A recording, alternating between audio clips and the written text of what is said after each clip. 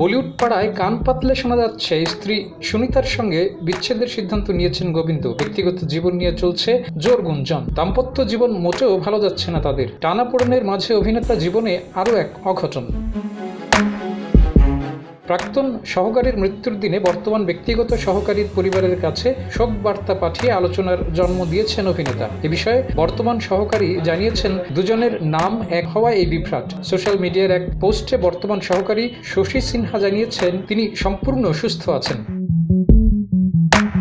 ঘটনার সূত্রপাত বৃহস্পতিবার 6 মার্চ মুম্বাইয়ে নিজের বাড়িতে পরলোক গমন করেন অভিনেতার প্রাক্তন সহকারী শশী প্রভু। দীর্ঘদিন ধরে হৃদরোগে ভুগছিলেন তিনি। কদিন আগে বাইপাস সার্জারিও হয়েছিল, কিন্তু তাতে কোনো লাভ হয়নি। সোশ্যাল মিডিয়ার একটি ভিডিও ভাইরাল হয়েছে, যেখানে দেখা গেছে দেশ জুড়ে তোলপাড়।